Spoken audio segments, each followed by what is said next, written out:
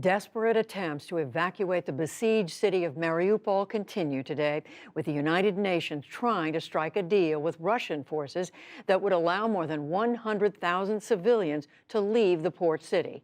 Fighting raged elsewhere in Ukraine's east, and in the capital of Kyiv, rescuers took stock of a deadly missile strike that hit as the UN Secretary General visited last night.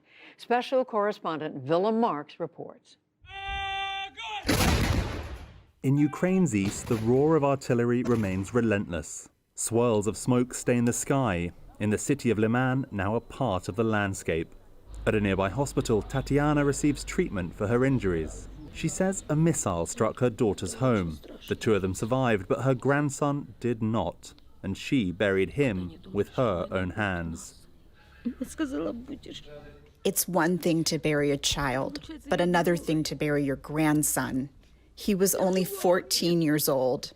He asked me, "Grandma, will I live?" I said that he would live, but I betrayed him.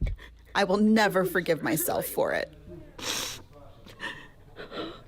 To the south, in Mariupol, more than 100,000 trapped residents unlikely to forgive their occupiers' onslaught. Ukraine said today it planned fresh evacuations from the Azovstal steel plant, the city's last Ukraine-held redoubt. Inside the plant, a Ukrainian commander said he's now hopeful his troops can survive the siege. I really believe that all the defenders of Mariupol, the troops that remained here, the wounded and those alive, that we will be able to save the lives of these heroes. I have hope that we will be able to get as many guys out of here alive. But there are few signs of life elsewhere in this city. The local history museum reduced to rubble. It survived the Second World War, but now stands as a grim reminder of Putin's invasion. The US says the Kremlin seeks to surround Ukrainian forces in the Donbas region, advancing north from Mariupol and south from Izium. But one senior US defense official today said they believe that Russian advance is now days behind schedule. In Ukraine's capital, meanwhile, missiles yesterday demolished more homes. They killed so many people. It is really difficult. Among the remnants, rescue workers carried out the body of journalist Vera Hiric. She worked for the US-funded broadcaster Radio Free Europe, Radio Liberty. In Irpin, just to Kiev's northwest, drone video above block after block of devastation. Once home to 62,000 residents, the former battlefield now a ghost town after Russian forces withdrew in late March. Those missiles in Kiev, Judy, a reminder these strikes can still happen anywhere, anytime inside Ukraine.